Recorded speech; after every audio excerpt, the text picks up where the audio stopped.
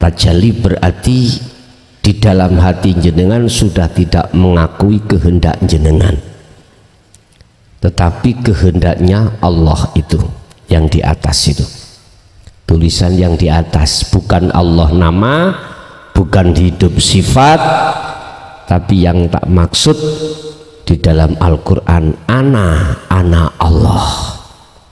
Paham Pak Bu nggih? Bon.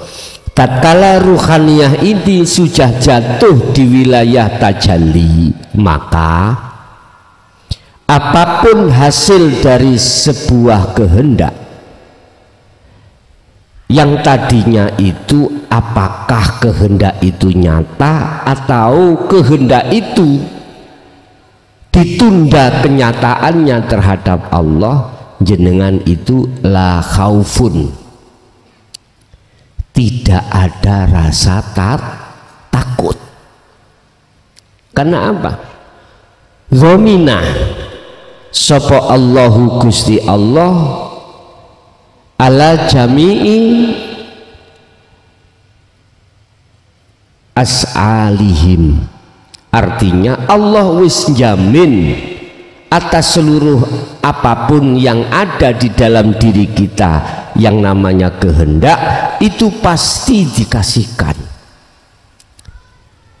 Cuman aja Allah tidak menetapkan, memunculkan kehendak itu, yang kehendak itu miturut sifat basariyah Anda itu, misalkan hari besok, tapi ditunda hari besok berikutnya. Bapak Ibu, bagi golongan aulia, golongan kekasih Allah itu tidak ada bedanya tatkala kehendak itu nyatanya besok atau lusa, la farqa bainahum, tidak ada beda. Disitulah Bapak Ibu hati beliau tidak ada penyakit takut, itu nggak ada. Cuman di sini kan pertanyaannya, kekasih Allah itu golongan di mana? Jangan disamakan antara di musyahadatul fana dengan kamil dengan bakok, jangan disamakan. Sebab terkadang ketika saat mohon maaf hari besok itu tidak dinyatakan, kadang muncul rasa di dalam hati yang ganjel, dikarenakan pada saat itu tidak ada di musyahadah. Tetapi selang waktu entah berapa menit muncul rasa tidak ada takut, itu muncul karena kembali lagi ke musyahadah. Tergantung Gusti Allah meletakkan kita itu golongan kekasih Allah di mana. Yang jelas golongan kekasih Allah itu la khaufun, tidak ada rasa khawatir atau rasa takut apa yang akan terjadi terkait sekarang atau besok masalah kehendak tersebut. Sibuk hatinya, yadkurunallaha qiyaman wa qu'udan wa ala junubihim. Sibuk hatinya itu, beliau itu lewat kunci zikir itu, sehingga dia ada di musyahadah. Itu yang pertama. Yang kedua, walahum yahzanun, walahum lan ora ono utawi mereka iku yahzanun, rasa gelisah dan rasa khawatir boten wonten. Sekalipun jenengan sekarang itu dituntut anak terkait finansial, besok waktunya bayar, besok waktunya nyuwun sewu, kula ngeten Pak, Lah sekarang belum ada yang dibuat.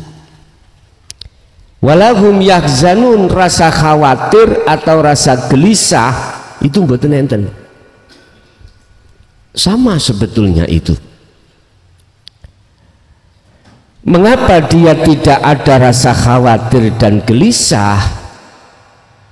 Karena ruhaniyah itu beliau di posisi yadhkurunallaha, memegang tali Allah yang disebut sebagai zikir sirul asrar, sehingga dia itu tidak memandang makhluknya yang berupa kebutuhan, tidak memandang makhluknya yang berupa anak meminta tadi, dan atau dia tidak memandang dari sisi yang fana, siapa makhluk, tetapi beliau hatinya sibuk memandang Allahnya yang berperan satu-satunya. Tentunya Bapak Ibu, ini juga tidak mudah bagi kita yang belum menjadi kekasih Allah. Tapi bagi jenengan yang hatinya sudah menjadi kekasih Allah, niki sangat mudah. Sehingga kayak koyok oh iya bahasa Indonesia ini koyok iya apa? Kayaknya itu ada sang pembisik di dalam hati sampean menarik untuk makrifat pada Allahnya. Ini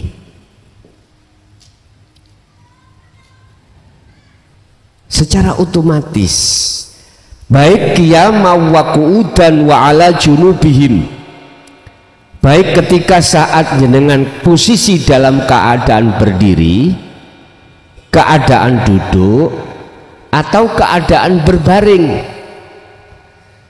intinya dalam kondisi apapun jenengan kalih kula yang sudah dikatakan Allah sebagai aulia di mata Allah, itu mudah sekali jenengan kalih kula niki hati makrifat pada Allah. Lewat sinilah Pak, akhirnya tidak ada rasa khawatir dan gelisah. Disimpulkan dari berbagai ciri-ciri aulia manahipun adalah tatmainnul qulub, anteng hatinya. Karena apa? Ala bidzikrillahi tatmainnul qulub. Ingatlah bahwasanya hanya dengan berzikir hatimu akan tenang. Zikir yang dimaksud di sini adalah eling sadar apapun yang terjadi iku sing agawe mung Gusti Allah. Seperti masa sekarang itu teriknya atau apa, kemaraunya panjang ya, banyak daerah-daerah yang waktunya itu menanam sampai sekarang belum menanam. Seperti kemarin kami di Blora sudah dikasih hujan 2 kali, anggepe iku hudan maneh sampun nebar benih wenih. Kalau Pak petani sudah nebar wenih ya, ternyata habis itu tanahnya nelo-nelo lagi. Lah rugi berapa bahasa syariat? Lah ini kalau tidak dibarengi dengan hati berzikir, ingat sadar bahwasanya semua karena Allah, mesti kita itu rasa khawatir, rasa gelisah dan lain sebagainya akan menyerang di dalam hati kita. Tapi berhubung ini kajian kita pada malam hari ini adalah khusus masalah ciri-ciri para kekasih Allah itu tidak seperti itu.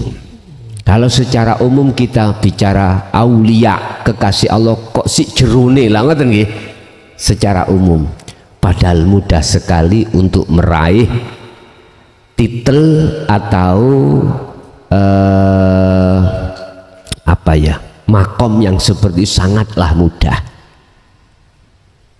Kan cuman satu, ilmu, amal, istiqomah. Ilmu tauhidnya sudah, amal perilaku berdasarkan tauhid, istiqomah dengan terus menerus. Ini mudah sekali. Itu kalau sudah bagi yang sudah menerima ilmunya. Pertama yang paling sulit itu buka ilmunya ini loh Pak. Bisa diterima atau tidak ini sangat susah sekali. Tidak mudah. Saya 23 tahun berdakwah tentang dinul haq ini, setidaknya itu sedikit banyaknya keluh kesah yang kurasakan itu gampangane cara ngomong mudah gini. Mana di antara hamba Allah yang mudah menerima dan tidak, itu bisa dipilah-pilah. Laksana gini Pak, jenengan menjabut tanaman yang tanaman itu sudah mengakar di tanah, apalagi tanaman ini sudah berbuah, sampai jebol iku wangel. Dibanding jenengan jebol satu tanaman lagi cukul ya Pak, baru cukul sampai tarik dari tanah, sangat mudah. Artinya apa? Ternyata justru ilmu ini susah masuk terhadap mereka-mereka yang sebelumnya itu kedahuluan pinter, kedahuluan alim, susah ilmu itu masuk, susah banget. Karena apa? Karena sudah mengental hukum-hukum dohiriyah ini, sudah mengental. Malah justru sing mudah itu ya, pertama mereka ngaji sudah lama terkait tauhid tapi ora dong-dong, karena yang dikaji itu bahasanya memakai bahasa kinayah atau bahasa isyarah. Akhirnya oh ini maksudnya lho, ngoten lho. Pertama. Kedua, mudah bagi mereka yang syariatnya tipis. Syariatnya tipis, artinya gak kedahuluan pinter nih lho Pak, gak kedahuluan ngalim ya. Tapi ya jangan digebiar uyah. Artinya apa? Kadangkala juga menemukan sudah ngalim ilmu syariate, ngalim ilmu thariqahe, mudah dia menerima. Ada yang seperti ini, ada Pak, dan itu langsung terlibat pada diri saya dan beliaunya. Ada. Bapak Ibu hadirin jamaah rahimakumullah, kalau toh Allah sudah mengatakan bahwasanya ala bidzikrillahi tatmainnul qulub, berarti yang dimaksud zikir di sini adalah bukan yang dimaksud zikir ngucap bil lisan atau bil qalbi, bukan yang dimaksud zikir di sini adalah bil lisan la ilaha illallah, bil qalbi Allahu Allah, bukan. Tetapi yang dimaksud zikir di sini adalah ingat, sadar bahwasanya semua apapun yang terjadi itu yang berafal, yang berperan hanyalah laisa kamisrihi syai'un. Lah inilah Pak zikir yang menjadikan hati sampan kalih kula iku menjadi hati yang tenang. Coba kita gak usah bicara orang lain, kita bicara diri kita sendiri. dulu Pak ya. Ketika saat kita sudah mendawamkan zikir jahri, bahkan zikir sirri, coba jenengan piyambak kali kula bisa ngeraosake mana letak ketenangan hati? Enggak ada. Umpomo saya itu guru, punya murid katakanlah 100, kok berondoli, apa berondoli ini Pak? Merotoli nih loh, merotoli habis sampai setugel misalnya, gak susah, susah. Kita sebagai guru punya yayasan, entah itu tadi ibtidak, sanawi, aliyah, asalnya santri kita itu 100 kok malah menjadi 3, mesti susah Pak, mesti susah hati kita nggak bisa tenang. Padahal saya itu sudah berzikir, yang zikir itu saya hitung jahrinya 10.000, sirinya 20.000, maka masih tetap tidak bisa tenang, tidak bisa. Katakanlah kita biasa nyekel uang, gak nyekel uang, gak pegang uang, piye rasane? Ngeluh. Berarti zikir yang bisa menjadikan hati sampean iku tenang adalah adzikru bisiril asrar. Mungkin bisa dilihat di dalam surah Al-Anbiya 87. Kalau sampean gak gelem buka Al-Qur'anul Qadim, buka Al-Qur'anul Karim di dalam surah Al-Anbiya 87 dan 25.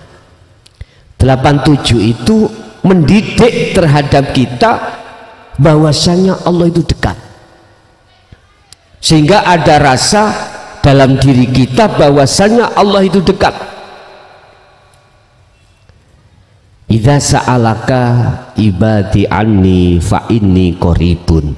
Muhammad, jikalau hambaku tanya tentang keberadaan diriku, katakan inni qaribun, sesungguhnya saya itu dekat. Loh, rasa yang menjadikan hati Anda bahwasanya Allah itu dekat itu ternyata ada di zikir sirul asrar, di pos su'aul basirah pun. Disinilah para ulama tasawuf menyarankan kita untuk menafikan sesuatu yang menjadikan jarak antara kita dengan Allah, sekalipun Allah itu dekat. Dekat berarti tidak bukan berarti tidak ada jarak. Kalau masih dekat itu mesti ada jarak. Makanya disebut muraqabah. Anta budallaha ka'annaka tarah. Ketika saat beraktivitas hati kita itu sudah yakin bahwasanya yang menggerakkan kita adalah Allah. Iki muraqabah. Ada yang menggerakkan, ada yang digerak. Dalam diri kita masih merasa ada sebagai yang digerakkan. Iki muraqabah. Nah, inilah Pak, sebagai calon kekasih Allah itu di sini. Dikarenakan apa? Di dalam diri kita itu muncul bahwasanya la ilaha illa anta itu dekat, Allah itu dekat. Itu tadi karena yastami'unal qaula wa yattabi'una aksan. Kita telah mendengarkan ajaran dinut tauhid, sudah paham, terus kita melaksanakan amaliyah itu sesuai dengan petunjuk di dalam kefahaman ilmu tauhid itu. Akhirnya jenengan itu ada rasa yakin kalau Allah itu yang menggerakkan. Ingat, di dalam ruh itu ada rasa, di dalam rasa ada cahaya, di dalam cahaya ada hidup. itulah yang kumaksud Allah Subhanahu wa ta'ala. Manakala ruh ini rasanya tidak digugah, tidak dibangunkan, nggak akan pernah ketemu cahaya. Lah yang bisa menggugah, membangunkan rasa yang benar, iman yang benar adalah dinul haq. Di sini huwallazi arsala rasulahu bil huda wa dinil haq. Dialah Allah yang maha suci, yang mengutus utusannya untuk membawa hidayah wa dinil haq, dan ajaran dinut tauhid. Jadi antara hidayah dengan ilmu ini bersamaan. Ketika disampaikan ilmu nggak ada hidayah dari Allah, ya udah seperti kita itu meletakkan air di atas daun talas, gitu. Tapi bersamaan dengan hidayah Allah, maka laksana kita menaruh air di tanah yang kering, di tanah yang tandus, maka jadilah subur itu tanah. Seperti itu. Setelah itu proses itu dilakukan, maka rasa akan muncul, iman yang benar yang akan muncul. Kata Rasulullah, iman yang benar adalah iman yang sudah jatuh di ihsan. Disampaikan anta budallaha ka'annaka taroh, dalam hatimu ada rasa, ada iman bahwasanya Allah itu dekat. Kalau sudah seperti ini, fastaqamu, teruskan, asahlah su'aul basyirah itu, diasah terus. Kita lakukan baik ketika saat kiaman kita berdiri, wa qu'udan ketika berduduk, wa ala junubihim ketika berbaring, terus zikir itu berjalan, maka sampailah ke ainul basirah, pos yang kedua, pertemuanmu dengan Allah. Akhirnya disebut musyahadah, inilah kekasih Allah. Kekasih di mana sudah tidak beriman lagi terhadap siapapun. Karena apa? Karena dirinya sudah tiada, dirinya sudah fana. Jadi yang digerakkan tadi sudah tidak ada, yang menggerakkan tadi sudah tidak ada. Terus yang ada itu apa? Inilah Bapak Ibu yang tidak bisa jenengan sebut. Inilah Bapak Ibu yang panjenengan tidak bisa menggambarkan dengan sesuatu apapun. Sehingga saya katakan inilah kul huwallahu ahad.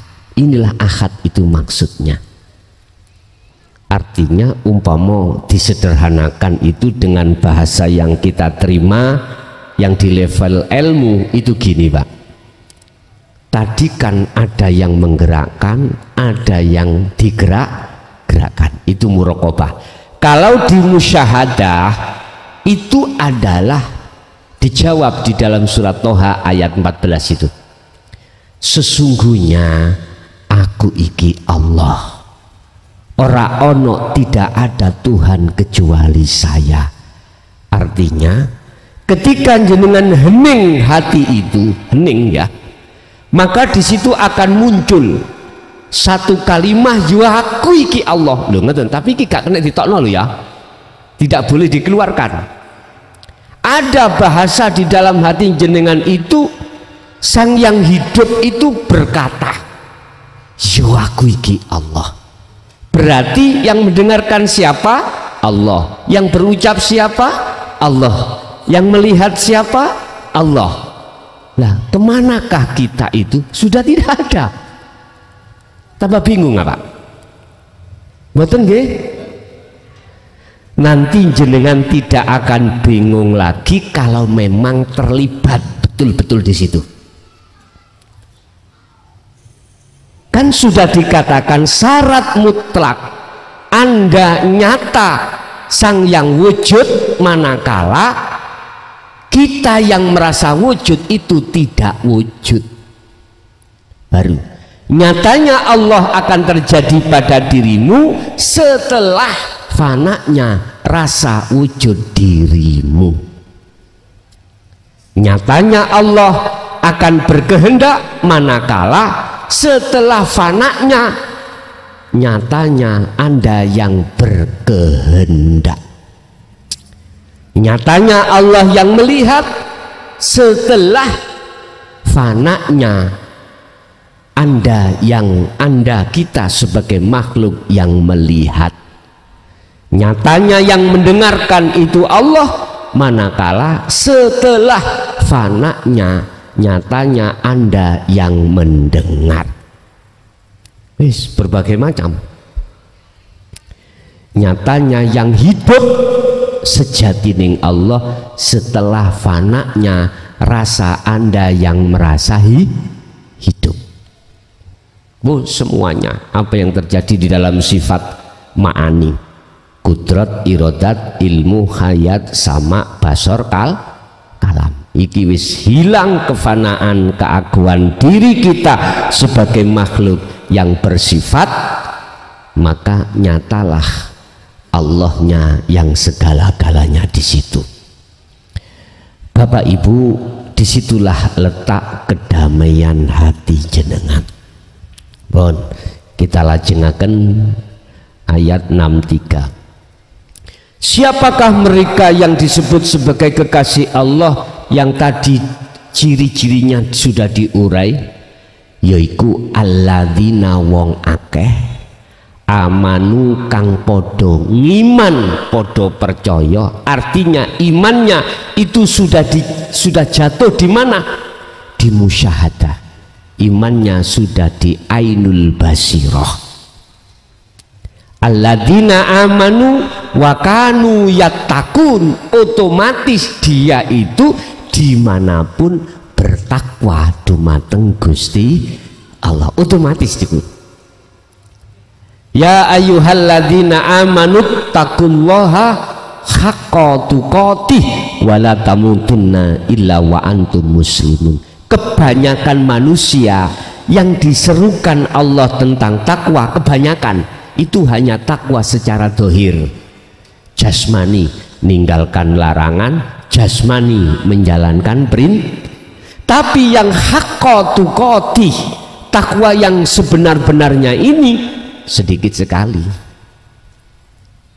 Itu akan terjadi hanya terhadap kekasih Allah. Itu hanya terjadi pada iman yang sudah ihsan. Islam, iman, ihsan. Takwa secara hakikat belum terjadi. Terhadap golongan kita masih beriman, belum berihsan. Kalau sudah diihsan jenengan kali kula, maka haqqa tuqatih, takwa yang sebenar-benarnya pasti akan muncul. Wala tamutunna illa wa antum muslimun. Di situ ada peringatan, jangan kau mati kalau tidak dalam keadaan muslim atau berpasrah diri. Lah, wong pasrah iku sakwise ketemu Gusti Allah. Wa anibu ila rabbikum wa aslimu lahu, baru bisa pasrah itu. Amin Ustaz.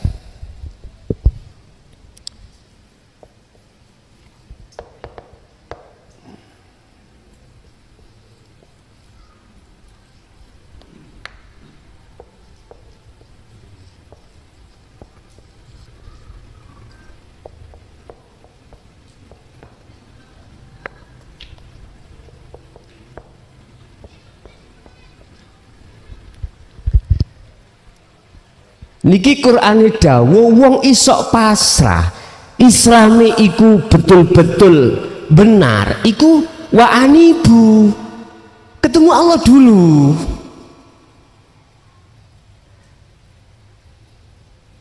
Jadi kalimat wa anibu lekas baliyo kau ning Allah, ila rabbikum, terhadap Tuhanmu. Kalau kau sudah bisa kembali dan bertemu Tuhanmu, maka wa aslimu, otomatis Islammu bener. Ngaten niku. Lah yang dimaksud kembali itu apa, Pak? Tadi kan kita beriman seger iku tekone datangnya dari air.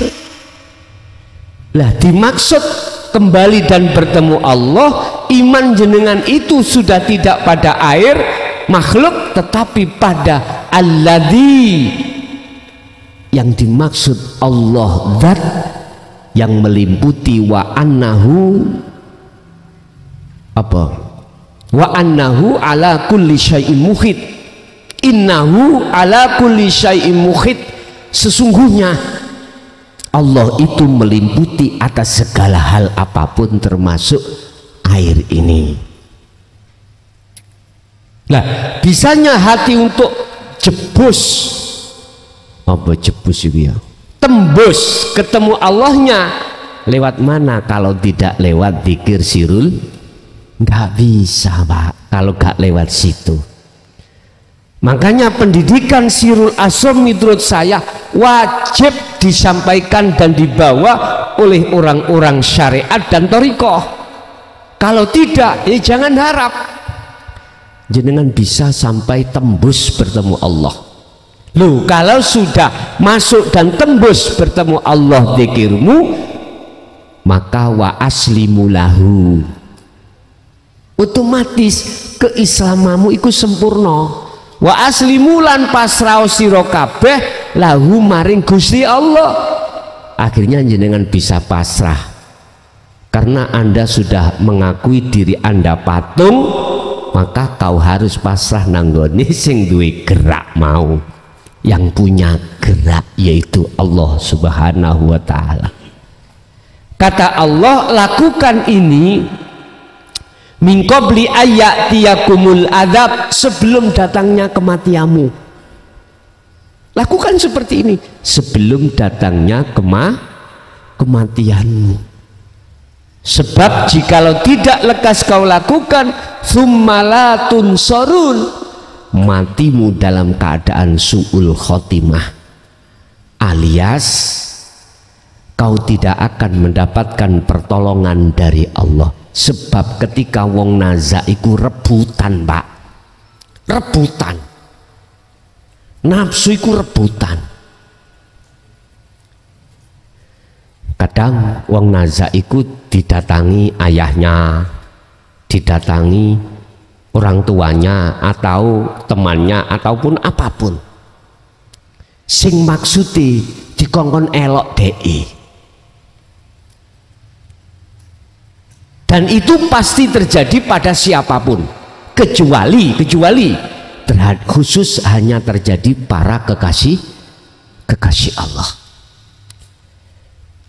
Itu tidak akan terjadi terhadap mereka yang sebelum datangnya kematian itu dia sudah melaksanakan wa anibu niku ila rabbikum.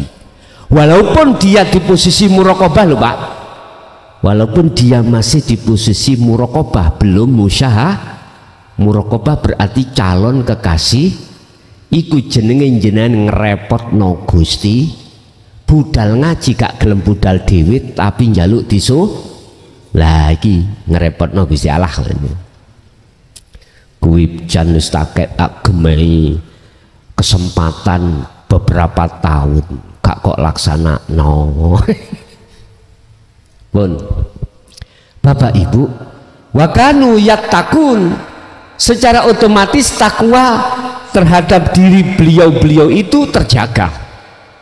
Sampai Rasulullah dawuh dalam satu hadis Sahih Bukhari, ittaqullaha haitsuma kunta, wis kuwi takwa gecok ana ndi awakmu manggon. Bertakwalah kau sekalian dimanapun kau berada. Takwa ini kan dari tiga hal. Ilmu, sing tak maksud ilmu adalah haqqatu qotih, takwa yang sebenar-benarnya adalah ilmu tauhid yang untuk mengesahkan dirimu pada Allah. Amal berarti praktek, prakteknya sampean di segala hal aktivitas lewat zikir sirul asal, istiqomah terus menerus. Nggih niki takwa. Nikilah yang dimaksud ayat haqqatu qatihi, dengan takwa yang sebenar-benarnya takwa. Gak hanya secara syariat saja, tetapi juga secara hakikat. Tidak hanya secara jasmani kita meninggalkan larangan di dalam hukum syariah, menjalankan perintah di dalam hukum syariah saja tidak, tetapi takwa di dalam hati jenengan aplikasikan di dalam syariat. Apa? Ani'budullaha wajtanibut taghut. Misalkan jenengan waktu jasmani iki menjalankan perintah, ruhaniyahmu itu ini wajah tuat iya, hati panjenengan iku madhep menyang urip. Artinya hati sampean lewat su'aul basyirah, rasa yang muncul di dalam hati jenengan bahwasanya kabeh perilaku itu afalnya Gusti Allah terjadi. Seiring dengan perjalanan waktu, heningnya hati sampai datang Allah, maka lenyaplah keakuan dirimu, akhirnya muncullah keakuannya Allah. Posisi nek koyok ngene gendeng-gendeng jenengan. Oke. Maksudnya gendeng apa? Cinta sampean iku loh hanya pada Allah. Gak akan cinta terhadap selainnya, sehingga jangan heran kalau jenengan iki ngetrapno sing koyok ngene. Terjadinya hal ini di tengah-tengah jenengan sholat, jangan heran kalau dilupakan hitungan rokaat, dilupakan gerakan rukun sahnya sholat. Lali sampean gak usah ragu, gak usah iki sholatku diterima apa gak. Mari ngaduk kok langsung sujud. Ya nek sujud sahwi ngoten. Nyuwun sewu, ini sudah tidak berlaku bagi orang sing gendeng nang Gusti Allah. Saking gendenge sampean dilalekno Allah terhadap perkara selain Allah. Sing penting sampean ngalir mawon. Babalah orang lain, biarlah orang lain berkomentar apapun, abaikan. Udah. Sing penting ini wajah tuat iya. Terhadap siapa wajah? Hidup. Yang mana? Lilladzi fataros samawati wal ard, yang menguasai gerak dohirmu, gerak jasadmu, gerak ruhaniyahmu. Fataros samawat, samawat iku ruhaniyah, wal ard jasmani. Udah ngalir aja. Hanifan, posisi madepmu iku temen-temen madep, mancep cara wong makui kayu iku pakune iku bles gitu loh Pak. Kalau seperti itu, wama ana minal musyrikin, Anda bukan termasuk golongan yang menyekutukan Allah. Itulah golongan makrifat. Golongan jenengan ini sudah diletakkan Allah ruhaniyah ini di makom musyahadah. Bapak Ibu, pertanyaan, apakah bisa kami itu sampai di situ? Sedangkan saya itu masih sibuk urusan nyambut gawe. Lah ngoten nggih. Saya masih tanggungan banyak, anak masih kecil-kecil, hutang masih numpuk, bisnis masih berjalan. Bisakah saya sampai di situ sebelum mati? Dan ataukah bisakah saya sampai di situ wong saya itu nggak ada garis keturunan wali, kiai, wong sing apik monggo menungso. Nyun sewu, sampean kenal begenggek?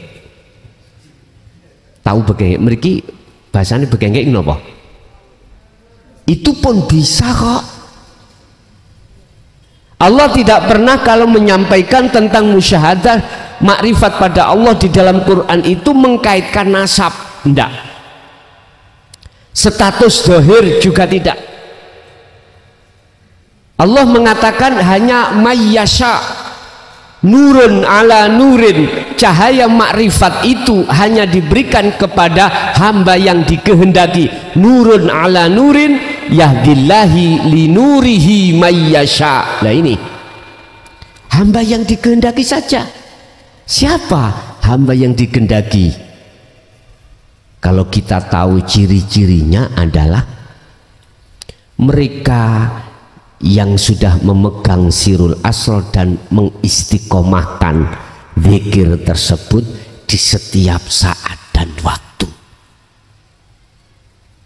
Sibuk urusan kerja itu bukan alasan, bukan alasan utawa halangan yang menghalangi antara ruhaniyah sampai bertemu Allah, nggak bisa.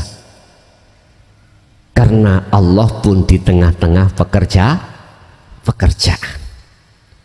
Jadi nggak ada alasan repot menjadikan penghalang Anda untuk tidak ketemu Allah. Enggak.